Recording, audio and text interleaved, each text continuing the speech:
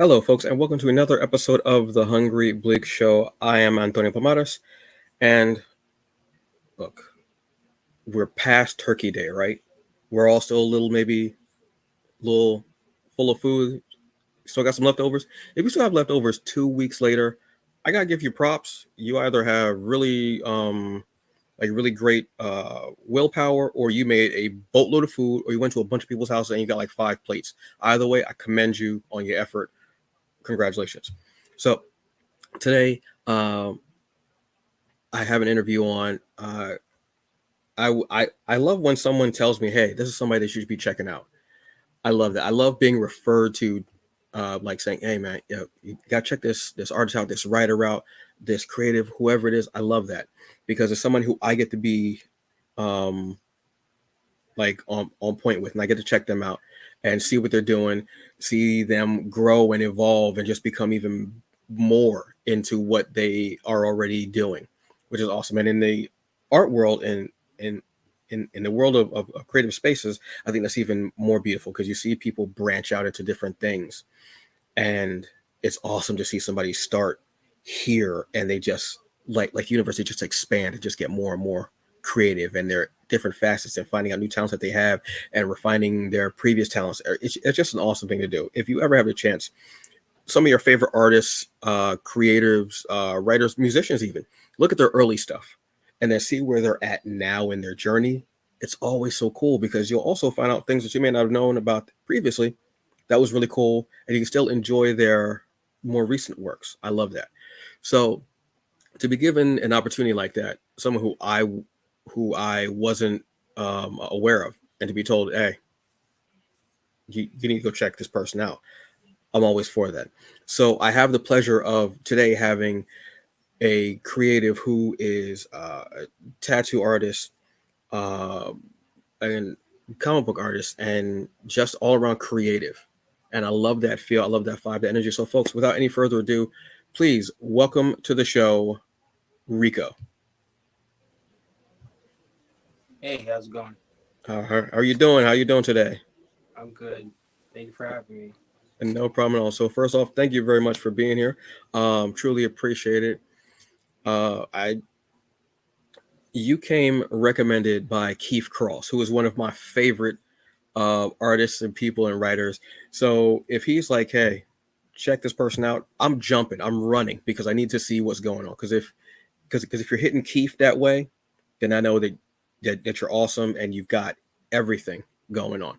So I'm so appreciative of being told about you from such a guy who I hold at like such a high standard because he's awesome. So great. Can you tell us, Rico, like a little brief history about how you got into art and just the creative space in general? Um, Brief. That's a hard one. I can try my best. I can try my best. Um, Originally, I got into art just to as a way of expressing myself. Only child. I grew up a loner. Uh, didn't really have any friends. Socially awkward. Didn't know how to communicate.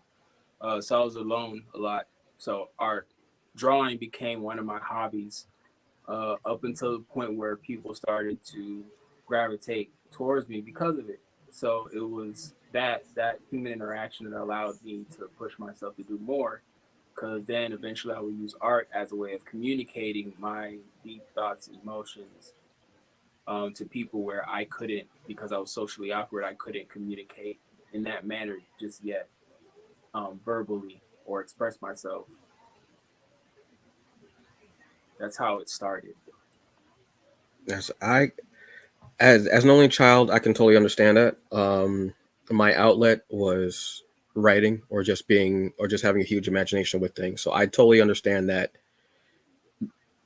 kind of uh, communication and needing that to just do, and that was your way of communicating. I understand that, and I wish I had gotten the art part out of that. Not so much. I tried, but it just wasn't my thing. How did you get into being a tattoo artist? Uh, Being a tattoo artist, it was a very unlikely story. Hmm. So when I first became a tattoo artist, it was not to be a tattoo artist. It was to learn how to tattoo myself because I could not afford the tattoos that I wanted.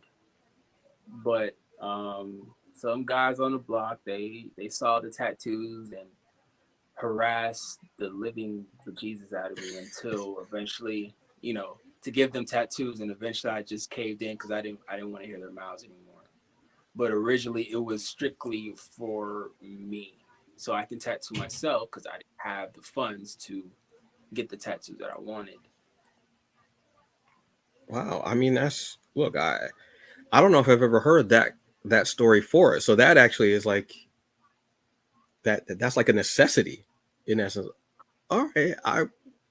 But I dig that. Like that sounds like something that an artist would do because you have that vision of what you want and you're not able to get it because of you know funds sometimes don't help us get what we want, unfortunately, and you're lacking it and you see it and you decide to do it yourself. I can't even be mad at you for that. I can't.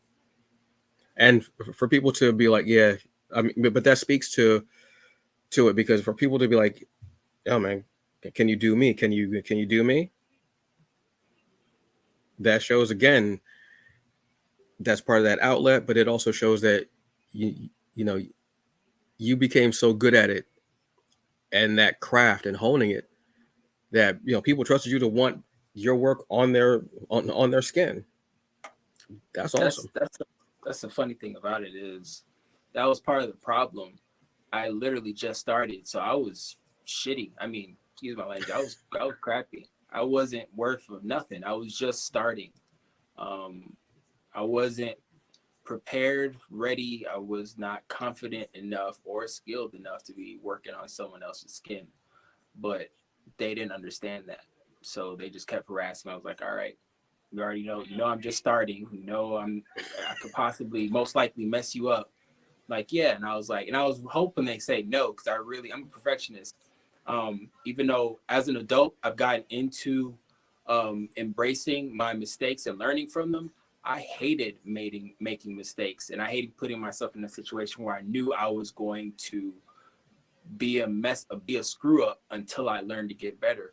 So I'd rather be a screw up by myself, learn to get better by myself, so I can have that dignity, not mess up someone else and then have to look at that 10 years later like, yeah, I messed that up. I didn't like the idea of that. I was hoping they say no, to be honest.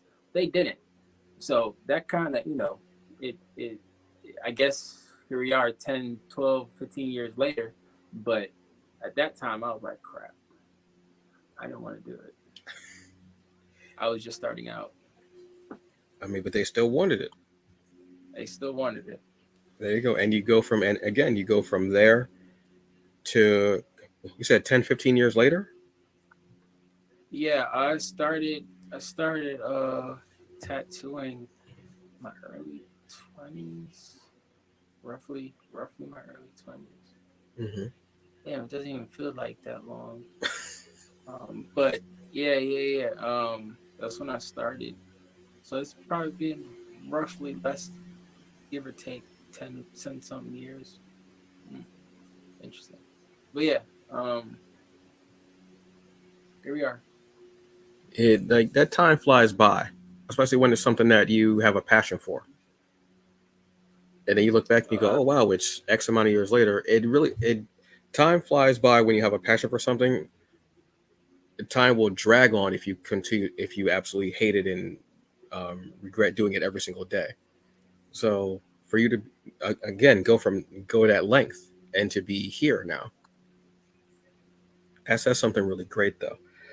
What how did you get into or what drew you to comic books and then wanting to be in the comic book industry? Originally, so my comic book years started off way early. So okay, so when I first started drawing, I was already into sequential art. I like the idea of storytelling. So Hmm. I remember my first storytelling. This is pre comic book. So my my first storytelling idea, I was drawing back then when I was younger. The main thing that you would draw in probably in elementary school was Pokemon and Dragon Ball Z. Everybody that drew something was drawing it. Even if you didn't know how to draw, you try and draw it. That was the main thing because that's what everybody was on. Pokemon and Dragon Ball Z. So I drew so many Pokemon and Dragon Ball Z characters. Um, I got tired of drawing them, just drawing like stills, just stills, or pinups. I got tired and I got bored with it. So eventually I started drawing sequentials, like scenarios where Dragon Ball Z characters will be fighting other characters or fighting other Pokemon, or just sequential art that looked like there was a story to be told there. Hmm. And eventually I got to the point where um, I would go to the the the library and look for how to draw books. Mind you, because a lot of people think that I was born with the drawing. I was not. I I messed up a lot of paper and a lot of eraser. You know, the regular number two Uh-huh. pencils. Those erasers were crappy. That's all we had though. So I drew a lot, but in the meantime of doing that, I was always getting how to draw books to give me an edge. And I stumbled across my first comic book or graphic novel. It was, I forgot what it was, but it was just of something random. And that's normally I got in the pace of looking at that kind of art, and it really just drove me to and pushed me to do more.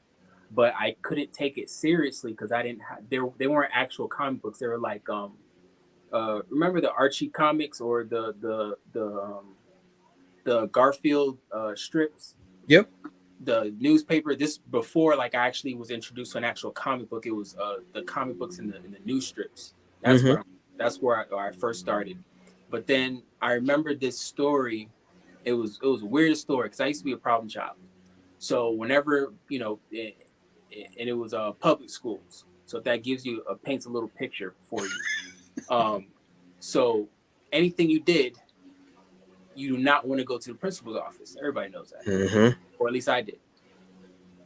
One day I got called to the principal's office, and all you hear is the whole class going woo, because if you got called to the principal's office, it was never anything good, Yep. unless you were an honor roll student, rare.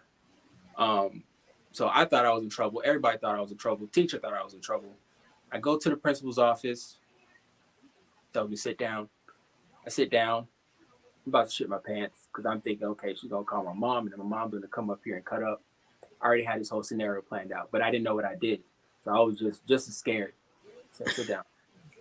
I want to show you something." I thought she was gonna show me my grades or me slipping in something or whatever. Here, open it, and I'm like, I'm like, I'm puzzled because it's an Archie comic. It was her showing me my first Archie comic. So you can keep it. I see you've been drawing. I see you've been doing this, that, and the third. And basically, long story short, she gave me that, and until this day, I have that Archie comic. It's like fourth, third grade, I think. Um, and it was a long Archie comic, and I just kept it, and I just was drawing from it. It opened up a whole new world for me, and that's when it started. And eventually, I graduated to other comic book industries. Um, other companies. Like I think I started off with Marvel, then I went over to DC, then I was introduced to Image, then Top Cow that is within Image, and all these other just other comic books storylines and industries and companies, and that really just kept started the whole new momentum of you know that whole comic book thing for me Wow. I love that. I love that the principal saw what you had been doing. somehow. I somehow They're always. I found. Well, it's been a long time since I've been in school, but from what I can remember, principals, a lot of them really knew what was going on with students.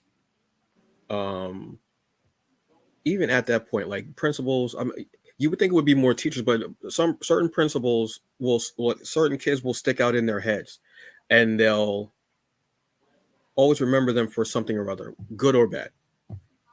And something that I know as a kid, I remember if you were a kid that could draw, you were one that everybody focused on and knew about because not everybody could draw. even if you were like just starting out or what have you, if you were constantly doodling or anything like that. So those were the kids that really stuck out in everybody's head. So obviously going to stick out in teachers' heads and principals' heads and administrators' heads as well. So for them to see that and to say in Archie comic here, check this out, because that is painstaking. To be an overthinker and to be an only child, and you the one of the things you don't want to do in school is to go to the principal's office. That's one of your key things because that means your parent got to come down there, which means all hell's gonna break loose at a certain point in that day. So for you to be sitting there and thinking, and you've already got the scenario in your head, like I don't know what I did, but I know what's going to happen after everything else is going to happen, and to be given that book and to say you keep it, I think that's incredible. I think that's so important, and I'm so happy that that principal took that time to do that and to educate to educate you on that, and then to enrich you and show you this book and go, you keep it. That's a very important, and for you to still have the book too, that's a very important thing. Um, and that's what I love to hear stories about artists being encouraged and enriched by someone in their life, and it pushes them to it pushes them and opens up their world into so much more. And for it to be like they always say that comics are a gateway drug to more art things, and it's true because you see as a way of storytelling, and you see the different types of art and the companies. What was it that what was it that made you venture into and say I want to create my own comic, and what is the comic about? So I think in 2019, um, not 2019, I'm tripping. 2000, I think 2006 or seven, Hmm. I moved to Georgia, and 2004, 2003 or four, I had already had this gaming idea about this game, this character, and I had already been reading comic books for a while, and this gaming character was pretty cool.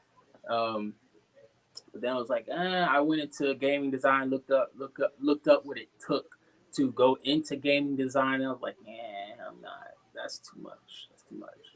So I figured, I slowly started to, because I left comic books for a while, because I had a whole bunch of other stuff going on.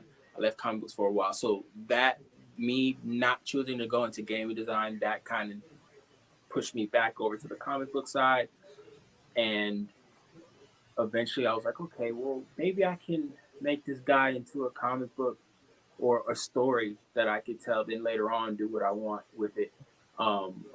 Originally, when I was a kid, I wanted it to be like a cartoon or a movie, because there was a lot of story. There was a lot of comic books that already been translated into a movie or a cartoon, and like a lot of comic books, graphic novels, and stories. I was thinking like, okay, well maybe I can do that, and I can just start off as a comic book, and whatever happens happens. Hmm. So uh, that's what happened in 20 around 20 2006 2007 ish. I moved here to Georgia, and that's when I started doing, redrawing the character, thinking of plots, thinking of other characters, seeing how I wanted the comic book to go.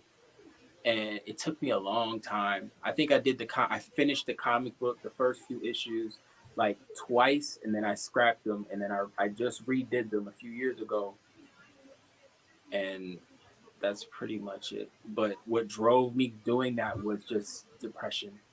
I was in a new place. I was depressed. I it that really what drove me to really locking in and into this idea. Hmm. Um, Hmm. And what is the name of the comic, and what is it about? so the name of the comic is Spirit Eye, and the comic book has many layers of it, but I'll try and summarize the best as I can. Hmm. So it's really about this man named Marcus.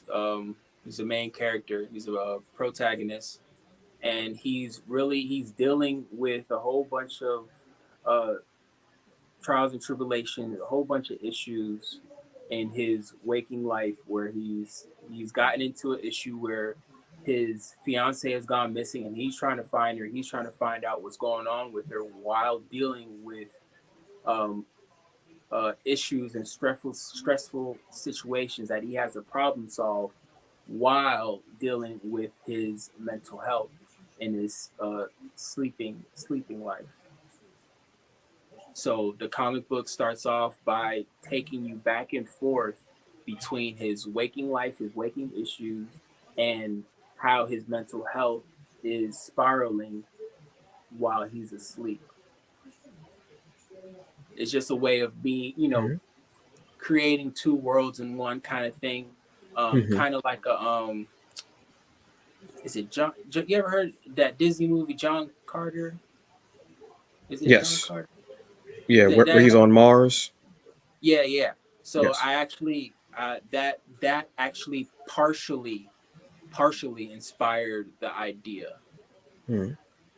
Okay. But of course, there's so many, bro. There's so many layers to the comic book. It's hard to create a reasonable summary to it. But that is a partially what initiated the initial plot.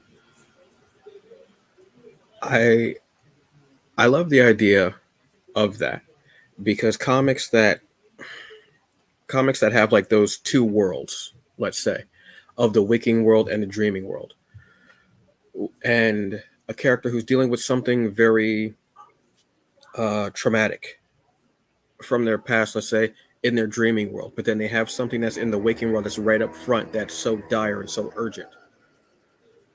So you can see the protagonist going through the conflict in two different worlds. So you are able to get those two surface stories. But then because you're saying the mental health, there's going to be obviously it's very subtle layers in that as well. So I love the idea of a story like that because you can read it 5 different times and you can see something in each of the times that you read it that you didn't see before. Stories like that always grab me. I can think of a couple of comics that are like that I read and I was like, oh wait, and I read it again and I was like, oh yeah, and it makes you go, yeah, and it makes you see all the layers that the writer is trying to do, either consciously or subconsciously, and then there might be something even more into it. So I love that idea. Excuse me, and I love the fact of two worlds, two stories. I love being able to again see a comic in those two ways, and it's almost like you're reading two different comics at the same time. Obviously, reading two different comics and seeing those stories, and it makes you care about the characters. You're like, how are you going to get out of this while dealing with that? And then this is right up front, and he's still dealing with this trauma from X amount of years ago or what have you. So yeah, it sounds very cool, and I also love the fact of being introduced to a new story because I read so many comics that it's hard for somebody to say, hey, have you read this? And I'm like, yeah, I've read it. It's hard for me to say I haven't read something because I read actually to a certain extent way too much and I have to pull back, truthfully. But I love the idea of being introduced to a comic that hits me, that interests me right off the bat from just the synopsis that you gave me. So, yeah, definitely into it. And you said that that it deals with mental health. Um, that's a very important part. I love a comic that deals with that, and I love artists and creatives and writers and the whole gamut when they put that right up front and they want to discuss that. We've within the last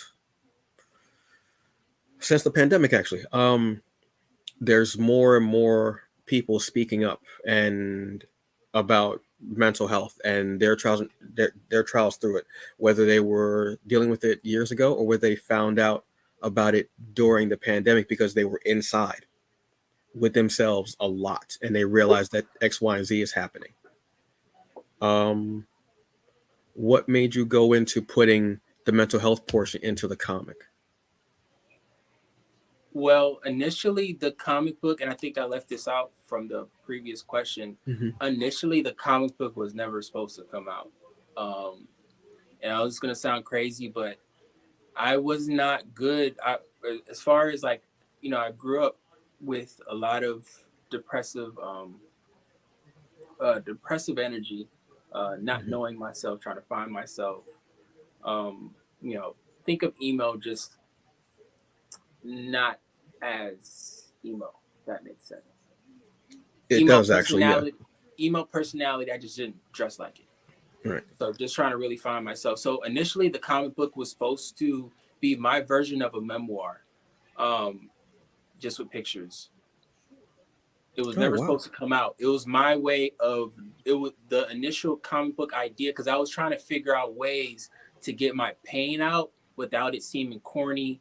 If it were to come out, it was still I could still play it off as something that's practical.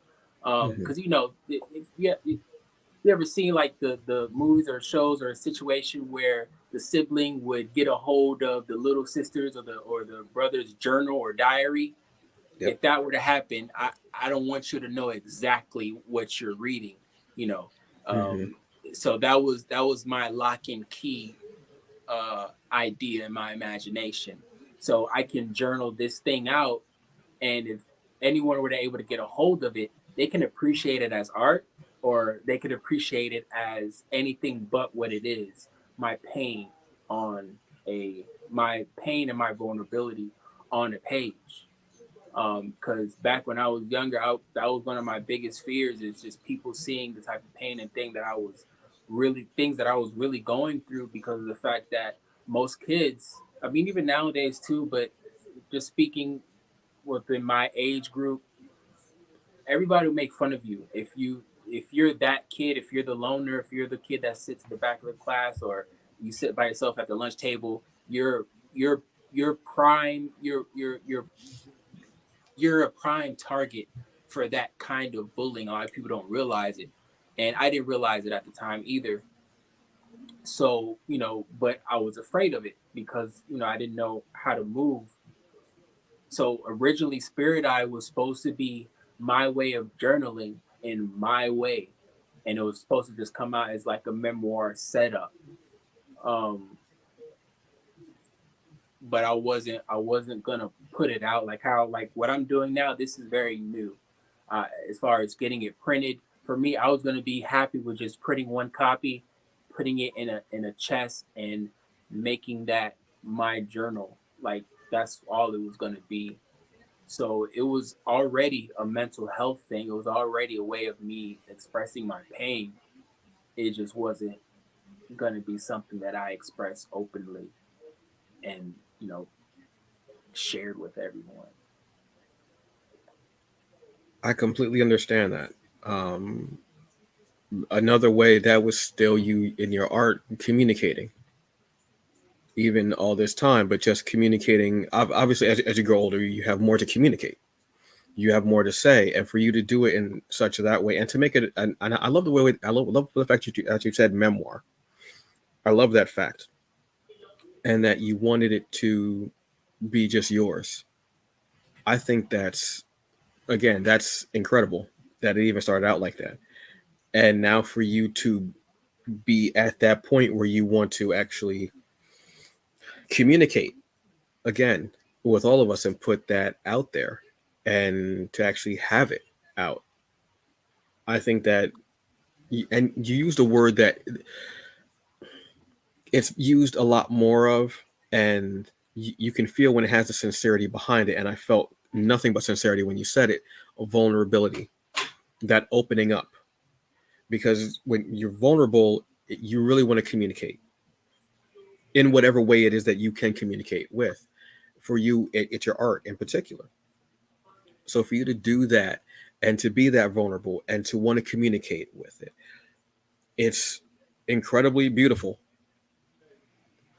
It's incredibly I don't like using this word, but it's the only word that I have for lack of a better word. It's very powerful and strong because there's incredible strength in vulnerability. And also the fact of you doing that and some kid who's 10 years old who isn't there yet reads it and they realize that. And that's how they've been feeling. and it helps them to maybe jumpstart their journey and jumpstart them into that point of being able to say, this is where I am, and having to go through their life, but seeing that I'm not alone. There were other people who feel this way. Also, while enjoying this great comic is commendable. So I'm going to say this. Thank you. Thank you for putting that out there. Appreciate it. No, I appreciate what you've done, and what you said there was incredibly important, and needs to be said, and is so valuable. Now, the comic is not available just yet, correct? So I'm very new to the comic book, the indie comic book world when it Mm-hmm. comes to how I want to push it out. So what I wound up doing is just a soft release. It's a soft release of the initial 25 pages, basic the the initial storyline, um, and I have them for personal sale. So it's a soft release. So I have them personal sale, meaning I'm selling them hand to hand. And my strategy with that is linking this with my mental health thing that I have going on. I like the hand to hand exchange because it allows me to link and connect with people on a personal level. I can look you in the eyes, and it may start a conversation, kind of thing, Mm-hmm. versus just being a blind seller and you just buy it off Amazon or buy it off my website. I can We can exchange and maybe even start a conversation. It's just I like that idea of it better. It gives my comic a little bit more purpose than just me selling something to somebody. Um, I'm very big on that. It doesn't mean anything to me if I'm just selling it. Anybody can sell something, make money off of it. Right. That's not enough for me. So I'd rather do a hand to hand thing and connect with my audience on that way because I'm doing this because this doing this interview fits the realm of what it fits within. But when it comes to actually connecting with people on a mental health level, I prefer to do it in person. Creates a whole nother kind of energy, a whole nother kind of level of vulnerability, a level of comfort, level of safe space when it's just you and that person. Mm-hmm. Um, so for the soft release, yes, I do have them for sale, but I've actually sold most of them. Met a lot of dope people. Have a lot of friends that support it as well. But phase two, phase two is going to be my full release, which is going to have more content, more planning, more of an experience, and that is because phase one, which is a soft release, is just really get my feet wet, seeing how people respond to the idea of me selling comics based off of what they already know about me and what they don't know. Seeing how see how people um, take to me and take to me selling a product Mm-hmm. like that, because comic book product is very finicky. Yeah. It's not it's a kind of literature that is uh, an acquired taste. It's a lot of people don't realize the idea of regular literature versus graphic novel and comic book literature have two different ideologies. They're two different things. They have two different purposes, and people don't realize that. That's why they're different. That's why I only read comic books. I don't read actual literature because they have two the way that your brain functions and assesses them is coming from two different perspectives. Mm-hmm. And I had to, but with that being said, you know, phase one was just me getting my feet wet, seeing how people respond. People responded pretty well. So now I'm just working on phase two, which is more content, more of an experience. And I still haven't figured out how I'm gonna push it out there, but for the most part, I have a general idea on how I want it to look. Okay. Well, I appreciate all of that. And you actually, It's almost like you're the journey and you're processing each step of it, which is good. And the fact that you want it to mean something, like when you hand somebody the comic, you want it to mean something. You want it to have an actual gravitas to it. It's just not okay. You're selling them like left and right. What have you want it to mean something to each person that you hand it to.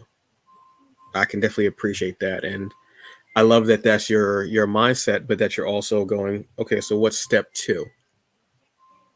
It shows that obviously you want it there. You want you want that comic to mean something, to be that piece of art, and to have a voice in and of itself, which is your voice, but also to get it out there and to have a step two of how can I maybe add more to this to build upon this.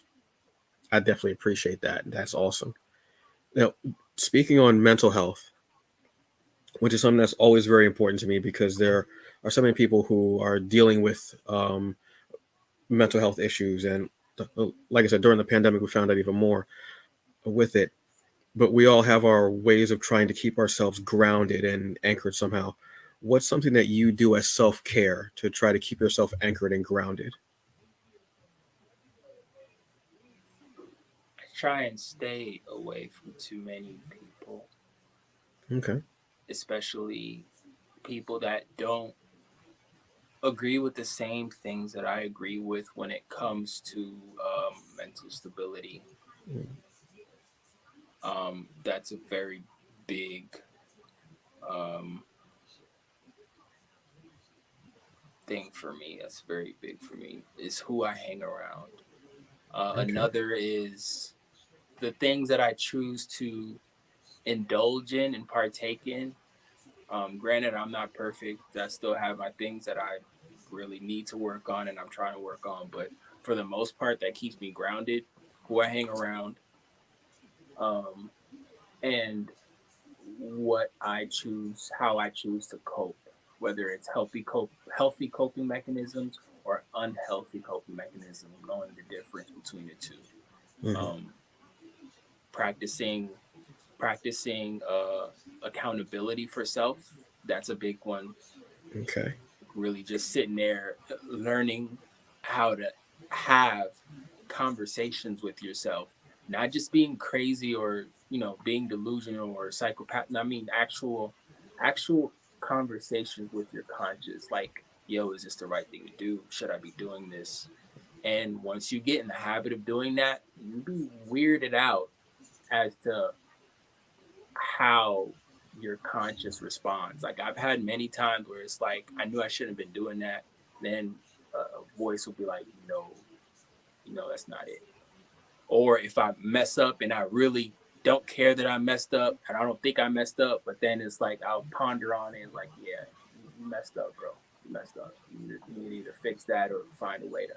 But then I'll start arguing like, but I don't feel like doing that. But I don't care what you feel like doing. This, you know what the right thing to do is, and this wasn't it. Like those kind of conversations, like where there's actual feedback between you and yourself, because the easiest and best truth you'll come across is the truth within. You know what the truth is. It's just a lot of us have so many. I feel like a lot of us have so many distractions that we're disconnected with self. We're disconnected with the things that ground us, the things in this life that you know keep us connected to the ether and to these concepts that are truthful, that are what they are. No gray area, no black and white. They just are what they are. Um, Oh, you went out there. Oh, can you hear yeah, me? there you You are. see me? Okay, yeah, yep, you're back. No. So self accountability, who I hang around, and what's the third one? Self accountability, who I hang around, and I forgot what the third one was, but those are the top. Coping, coping Yeah. mechanism, Oh, coping things. Yeah. healthy coping Mm. mechanisms. Those are all great. I love the fact that you said the conversation with yourself because, and also honest conversations with yourself. Those Brutal, are very brutally honest.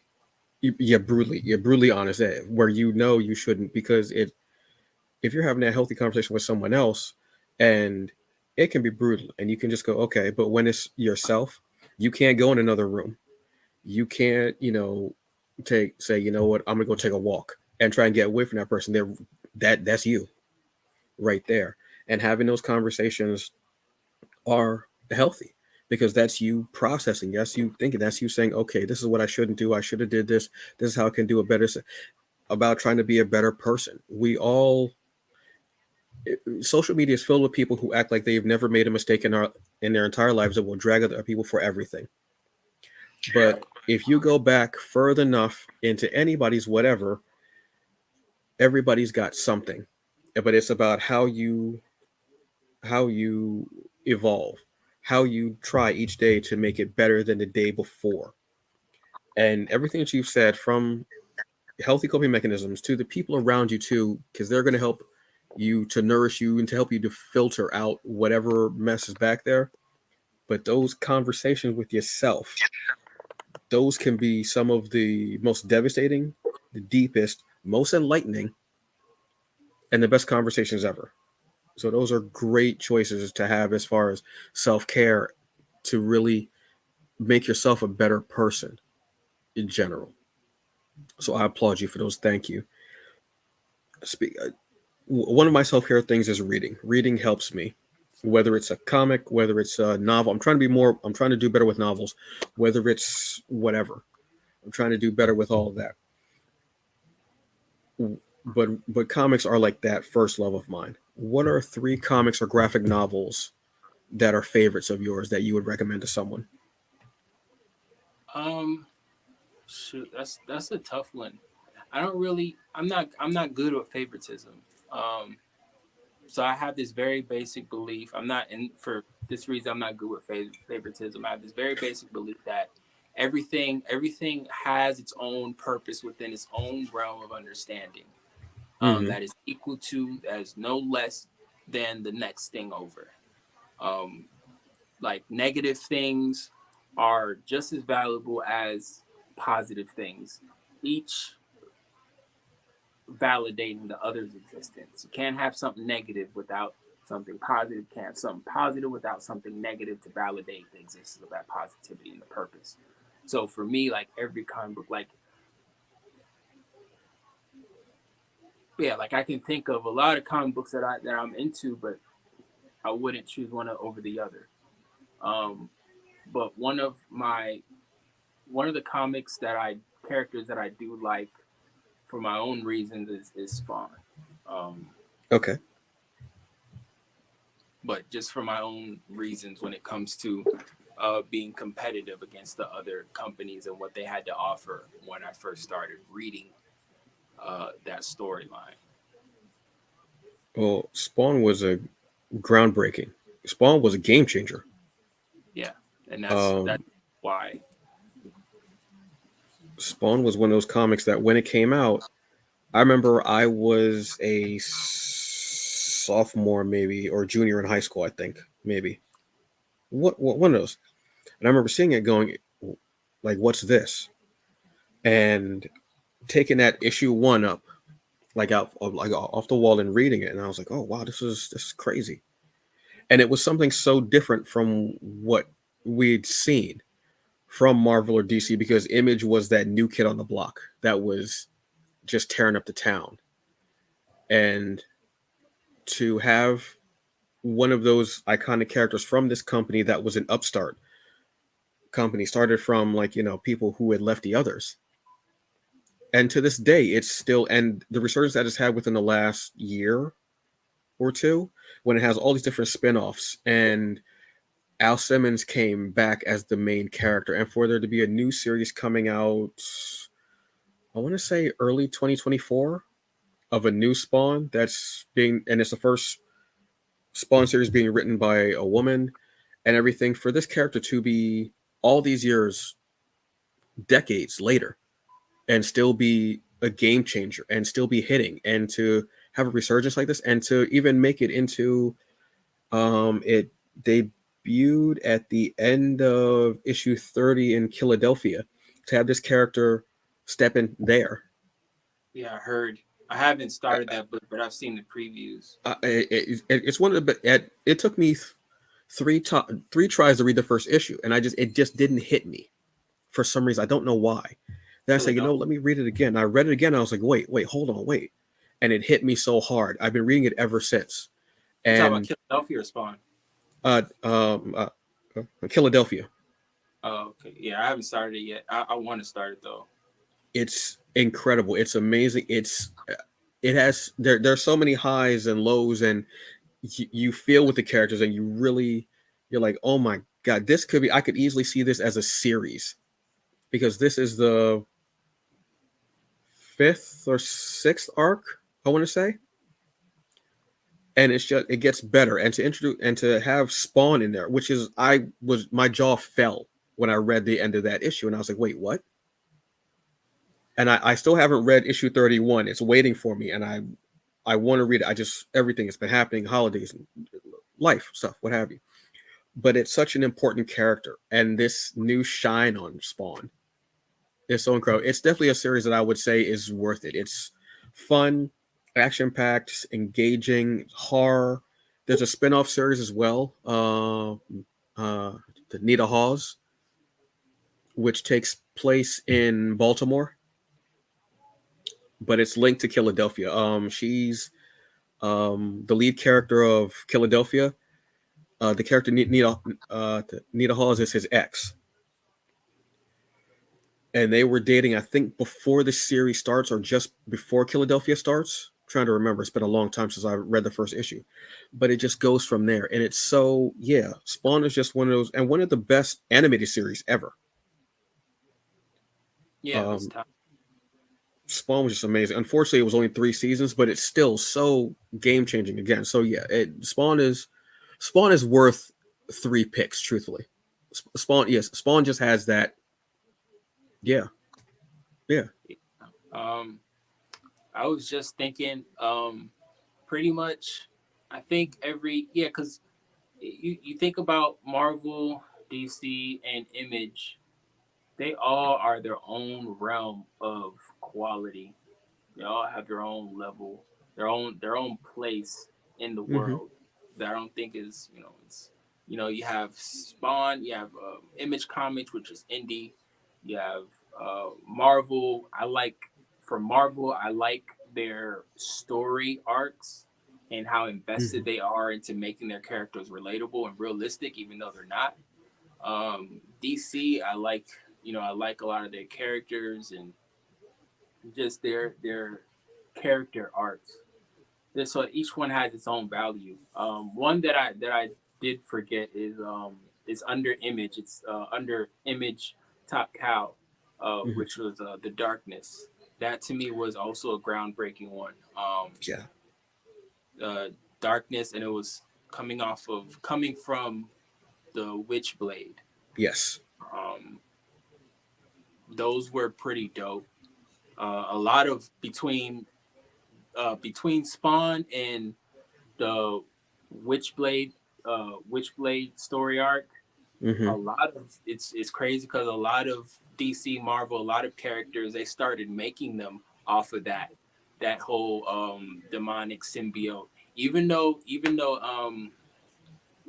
Venom was still that symbiote, but once Spawn came, I feel like it introduced a whole nother perspective of how dark that symbiote idea and creativity could be. Because I started once Spawn started gaining traction and Witchblade and the Darkness started gaining traction, I started to see other characters in Marvel and DC. They started to make their design real similar, if not close to how Spawn and the Darkness designs were, symbiote designs. Yeah. Well, I mean, McFarlane, I mean, worked on Spider-Man and everything, so that, eh, yeah, I mean, that had to be there. But with Spawn, you could, because there was none of that. You weren't being held into a box as much as you are in Marvel and DC, as far as what you can and can't do on the page. So with Spawn, that's pretty much like taking the weights off and going, Yeah, okay, let's take a symbiote Venom esque type of thing and go wild. Don't hold back. So that's what, and Spawn. I want to say Spawn. See, now you're making me want to go and start from issue one. I haven't read Spawn in years. You're making me want to go back and read issue one and just go through it. I might, yeah, that might have to be a journey that I'll have to make. But it's one of those things where, yeah, you definitely can. I remember even playing the video game, both of them actually. There were two, Yeah, yeah, two video games, yeah, yeah. Well, I only remember one video game, the one that was on PlayStation. Um, yeah. that one, I remember that one. That one was something different. I remember playing it. I think they gave you an axe. That was his weapon of choice, Mm-hmm. and they gave you some. They did something else for you, I but think there was a shotgun. I think so too. I think it One of was those, some type of firearm. yeah. Maybe it was a shotgun, but I remember that. Yeah, yeah. You're right. Um, I remember buying that game one night. I'd been looking at it for a while, and I finally got paid from my job at that time. And I was like, you know what? I really want this game, and I went and I bought it and I brought it home and I played it, and I was just having so much fun with it. But there was a game before it on, I want to say, Super Nintendo, I think. I think I remember, but I didn't get. I think I remember what you're talking about. I just didn't Yeah. get into it. Nintendo wasn't my console of choice, but Mm. I had my cousins. They had the Super Nintendo, so whenever I would go over there, that's how I was introduced to a few things. But PlayStation has always been my console, so Yeah, that's where I was introduced. I've been Nintendo. Well, I mean, just because of my age too, I've been all across the board. And Spawn was one of those characters. Where I was like, oh yeah, I got to play the game. I remember when Spawn came into Soul Calibur, and that made me buy Soul Calibur because it was Spawn, and it was Spawn in the new suit after he had, I forgot what happened. It was him and the Redeemer, and he had like the boot on the one foot and everything like that armor. I remember again. I was like, oh, bet I got to get. So that he they made me buy Soul Calibur by putting Spawn into it. It was one of my favorite characters because he had the big axe and everything. It was just No, so you're much right. fun. You're right. You're so right. I remember I bought that one too. I Hmm. remember you can even create your own spawn if you didn't like the one that was there. Yep. You can create them. Yeah, I remember that as well. Um, I think one of my favorite story arc when it comes to Spawn though, my favorite story arc is the Armageddon series. The whole thick is a thick book. Looks like probably 2/3 the thickness of a Bible. The entire series. It's called Mm. the Armageddon. That whole series. That's my favorite story arc to this day. Just the way that it was told and the artwork and everything. See, yeah. Um, See, now I'm gonna. I think I might actually have one of the compendiums. I think I have the first compendium, but it's making me want to go back and start from like from like from from Jump. And I actually want to. I've been wanting to rewatch the animated series too because it was so, again, it was so different, and it was that late night HBO. I think it was on Sunday nights.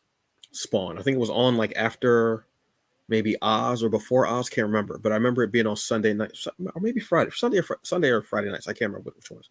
But watching it, and I was like, oh, it was so perfect, and it captured the comics so well. So I think, yeah. So I'm gonna have to put a couple of things aside, and I'm gonna have to go with Spawn to reread because I haven't read Spawn in a while, and it is a such an important and iconic character.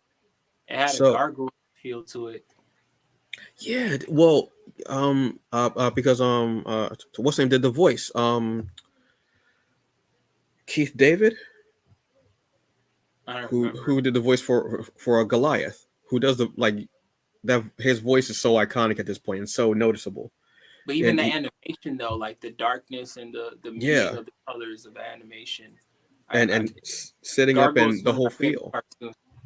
Yeah, it is. I mean, the fact I know that they came out with a new comic for it that plays like that starts out right after the series. The series ended, and I have a few issues of it, but I haven't read it because I started rewatching the animated series for Gargoyles, and I want to get up to my favorite part, which is the Hunter's Moon saga, where they introduced the hunters and that whole backstory with Macbeth and the families, which I loved. It's yeah, there's just so much, so much. But folks, I want to thank Rico so much for coming on. I'm gonna be real with you. I wanted to ask you about restaurants, but truthfully, you gave me so much more than the usual question that I ask about someone's favorite restaurant. You gave me so much more to think about, and truthfully,